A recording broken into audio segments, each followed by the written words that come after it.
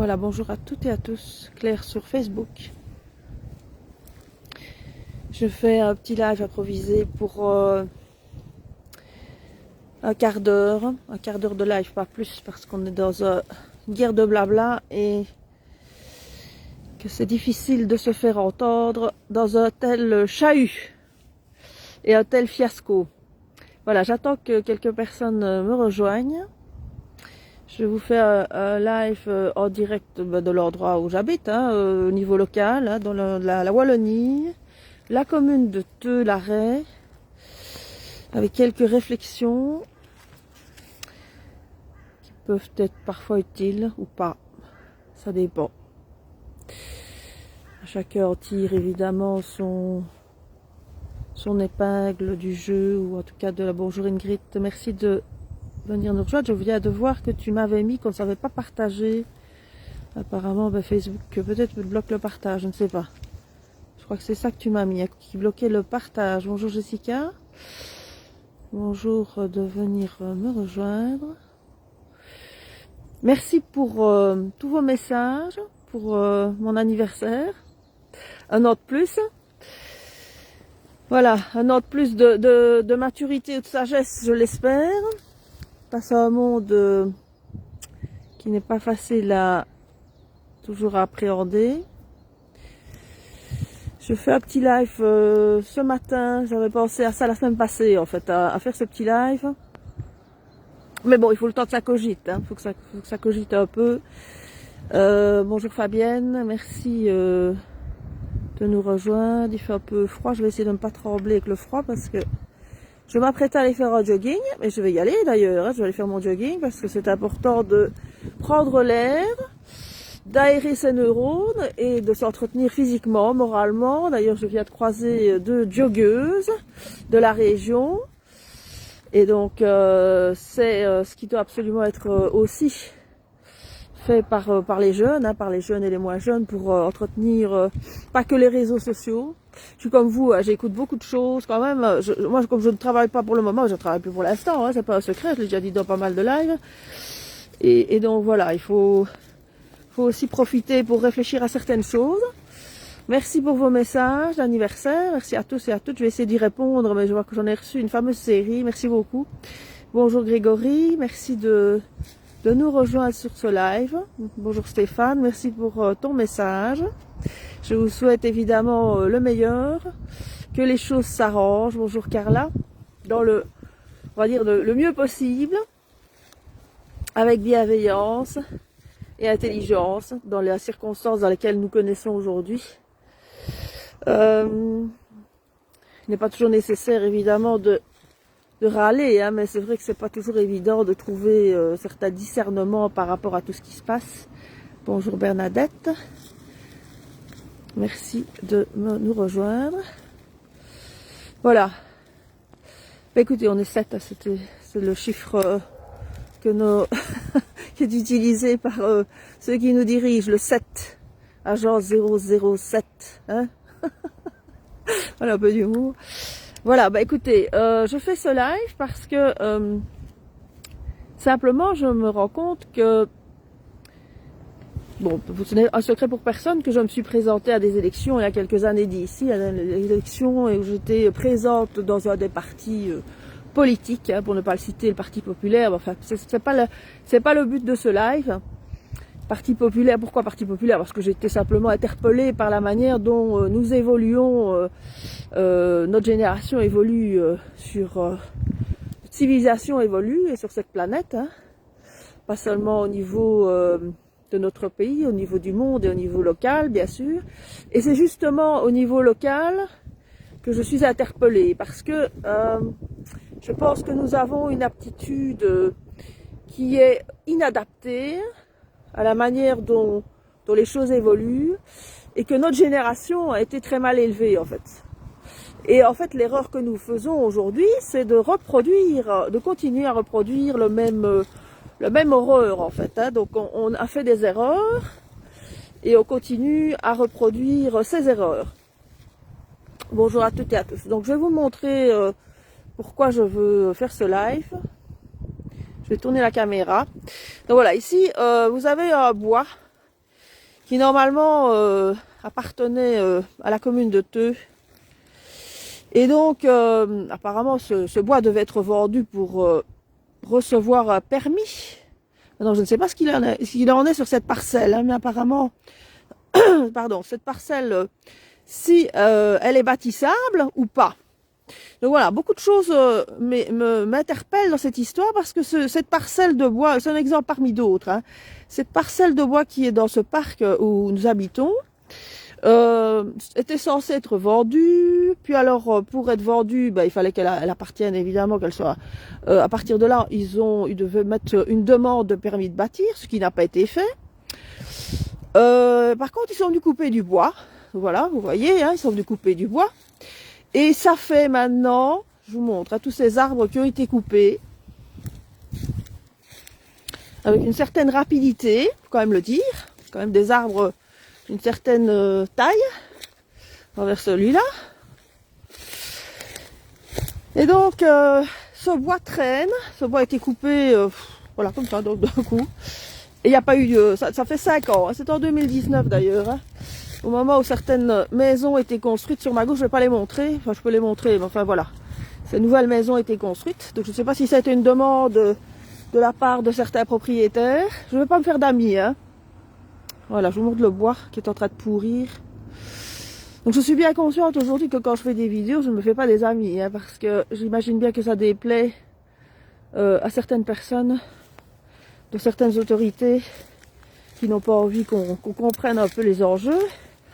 Mais moi je relève justement tout ça parce que je pense qu'aujourd'hui, notre attitude aujourd'hui est inadaptée. Quand vous voyez tout ce bois qui est en train de pourrir ici depuis 5 ans, vous vous doutez bien que la question est pourquoi est-ce qu'on laisse comme ça du bois? Je vais encore le remontrer. Quand même une certaine quantité. Hein. C'est partout, hein. C'est partout pareil. Nous sommes en Wallonie. On pourrait aller dans les bois. Je pense que vous avez vu la même chose près de chez vous. Voilà. Voilà. Hein. C'est quand même une fameuse quantité de bois.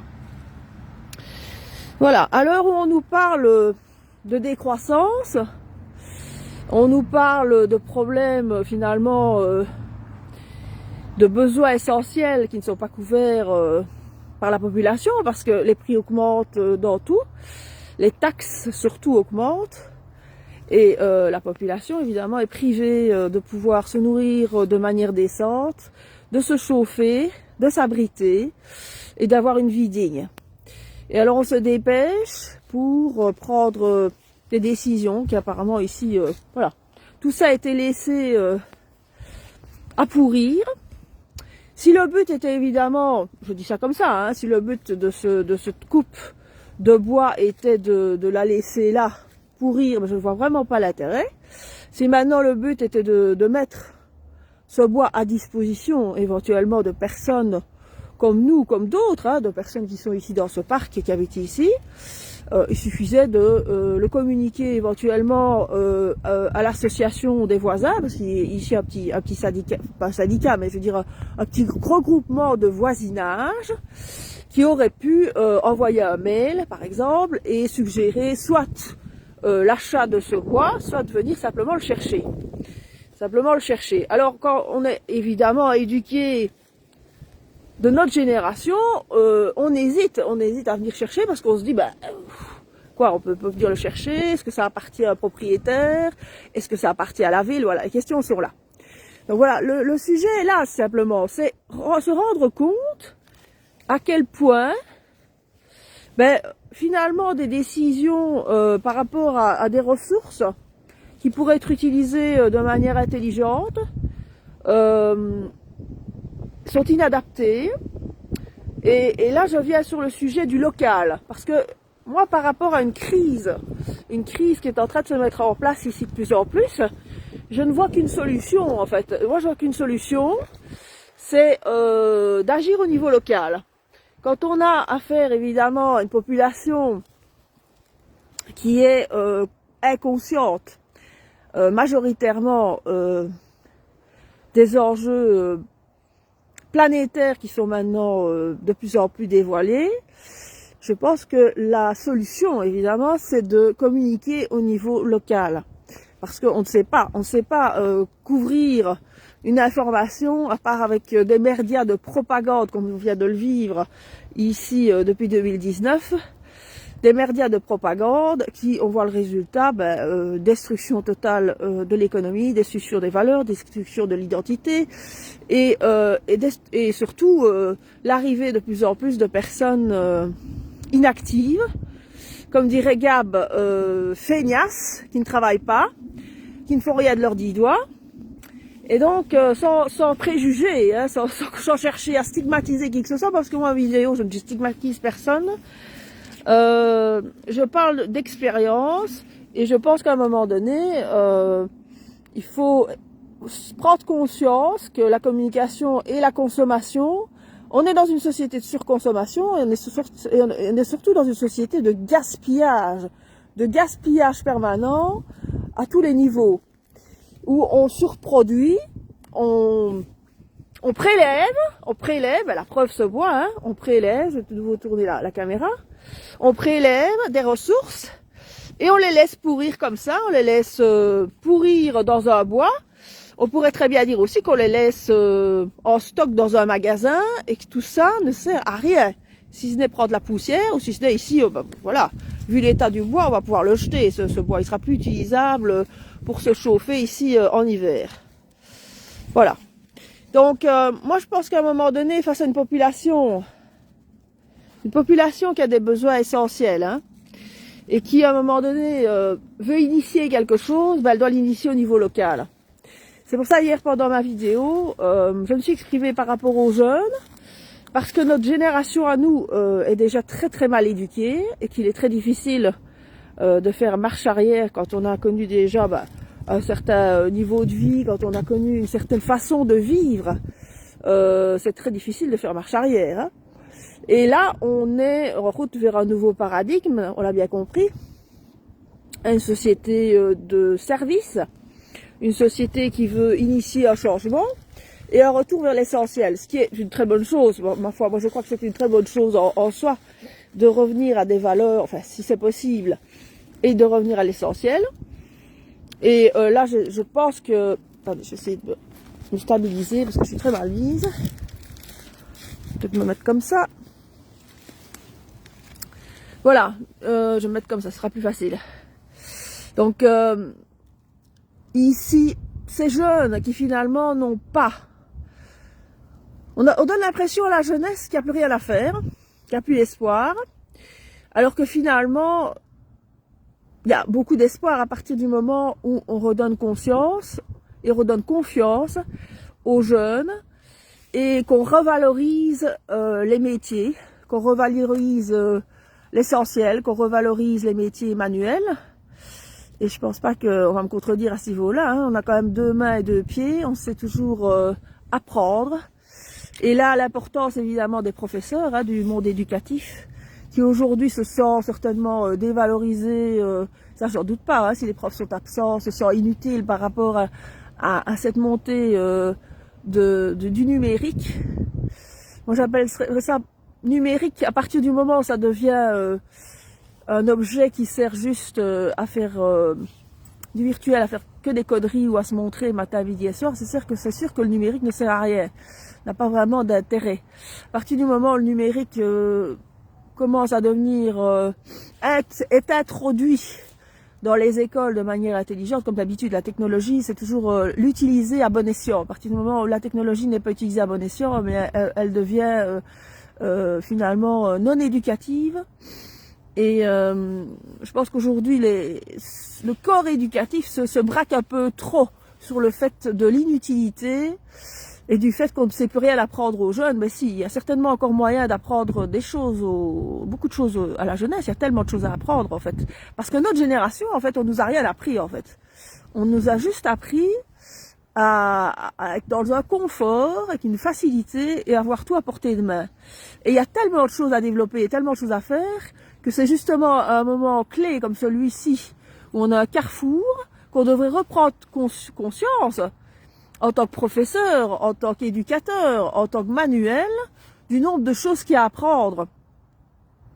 et responsabiliser tout simplement, revaloriser la jeunesse, responsabiliser les jeunes, mais responsabiliser aussi, moi je parle également de notre génération, responsabiliser mes voisins, parce que moi quand je vois ce bois qui traîne, là par terre, et que personne n'est venu chercher, moi j'en ai pris un petit peu, mais moi j'avoue, hein, j'ai pris quelques morceaux de bois, eh bien je trouve quand même ça très déplorable, et je pense que c'est à tous les niveaux que ça se passe comme ça, hein. Ça se passe comme ça, il n'y a pas de solidarité, il n'y a pas de réciprocité, il y a une espèce d'égoïsme, une civilisation et une génération, notre génération qui a été construite vraiment dans un égoïsme et un narcissisme incroyable, et où évidemment on s'est éloigné des besoins essentiels, on nous a confortés dans toujours plus de matériel superficiel.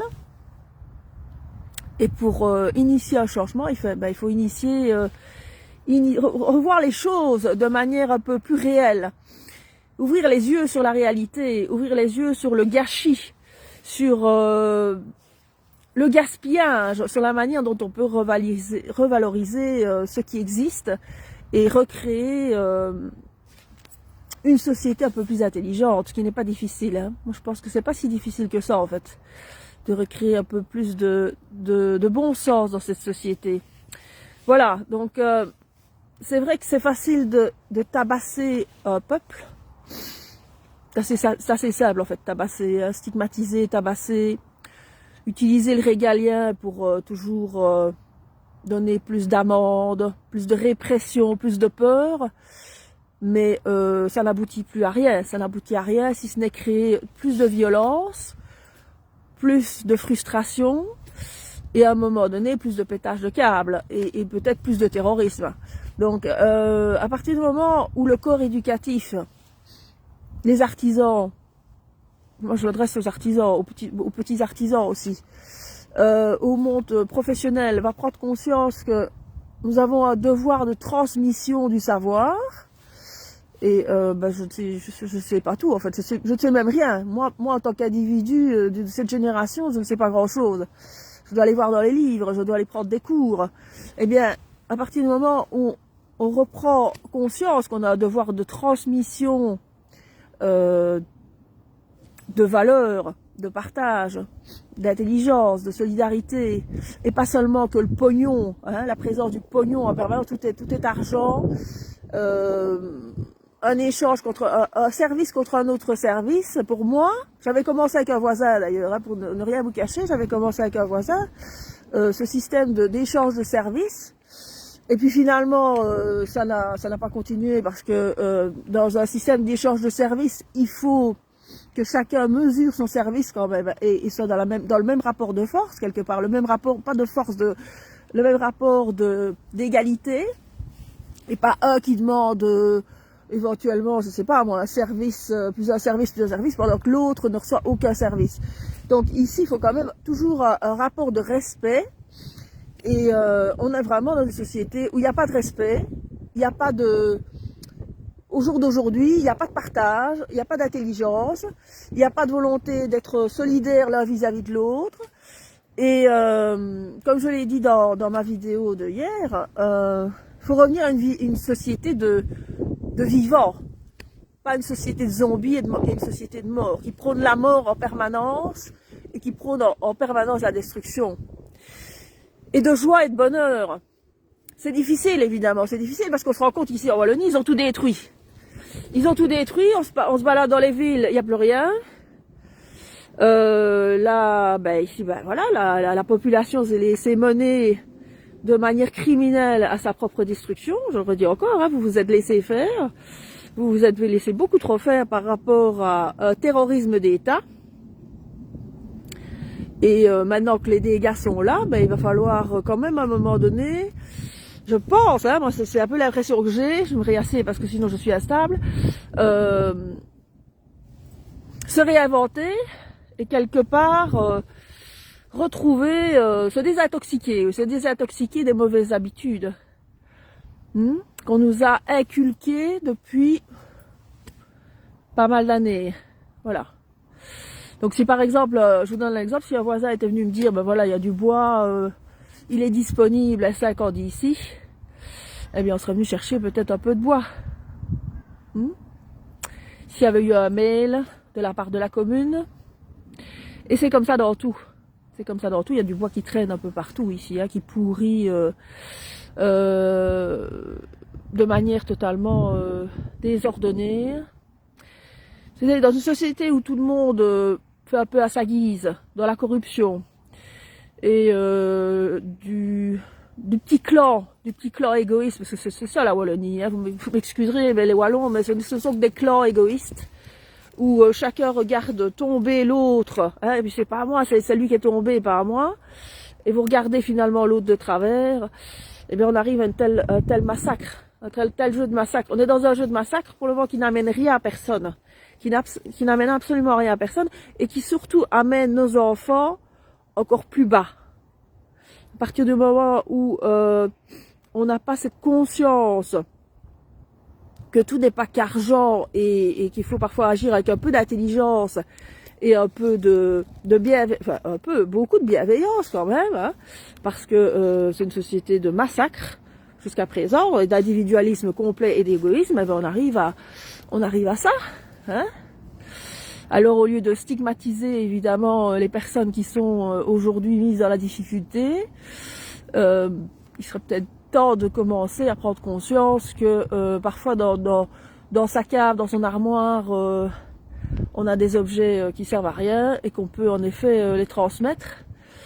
Voilà, un bol de soupe supplémentaire, on sait le faire aussi quand on a une casserole complète, pour des personnes qui sont parfois en difficulté ou dans des problèmes de santé, etc. Voilà, moi ce qui me marque aujourd'hui, je veux dire franchement, je reviendrai encore là-dessus, ça fera pas plaisir à ceux qui vont m'entendre, c'est de voir toujours les mêmes, hein, la fonction publique, les fonctionnaires, de voir que tout est fait pour le petit fonctionnaire, le gros fonctionnaire, hein, pour le fonctionnaire nommé, avoir accès à des soins de santé, sans regarder des assurances, Sodexo qui vient donner des repas. Voilà, j'ai un voisin ici, je l'ai déjà dit, hein, qui est voilà, toute la journée, il y a toute une clique qui vient prendre soin de personnes âgées, pendant qu'on laisse crever des personnes à la rue. Alors le statut de fonctionnaire, les amis, moi je suis très contente qu'aujourd'hui nos dirigeants le remettent en question. Il serait temps aujourd'hui qu'on revienne à une société en effet plus équitable pour nos enfants, hein, parce que là ça peut plus continuer comme ça. Hein. Supprimer toutes ces inégalités, c'est plus possible. Hein, c'est de voir cette espèce d'indécence permanente de la part de certains qui continuent à rigoler et à se gaver sur le cadavre des autres. Et si je vous parle comme ça avec une telle authenticité, c'est parce que j'ai vécu moi-même. Hein. J'ai vu dans nos propres familles des personnes qui continuaient à se gaver alors que nous étions en faillite avec notre commerce et ricaner finalement. Hein. Ricaner, vous savez, quand on prend, je pense aux indépendants ici qui ont pris des risques, à un moment donné, qui vont peut-être perdre leur commerce et perdre tout ce qu'ils ont. Eh bien, vous êtes quand même un peu, parfois, totalement étonné de voir l'attitude des gens qui viennent presque rire devant votre nez, quoi. C'est quand même assez lamentable, ce manque d'intelligence, ce manque de maturité, ce manque de bienveillance, que ce soit, et c'est souvent de la part de votre propre famille que ça vient, hein, donc vous n'avez même pas besoin de regarder chez vos voisins et vos amis, enfin vos soi-disant amis, qui viennent vider votre frigo quand tout va bien, et puis qui se barrent le jour où évidemment les choses se passent très mal, perte d'emploi, perte de revenus ou perte d'entreprise, et en plus, face à ça, des gouvernements, des bourgmestres, des gens qui travaillent au niveau politique, qui sont complètement, qui se désintéressent beaucoup de leur population.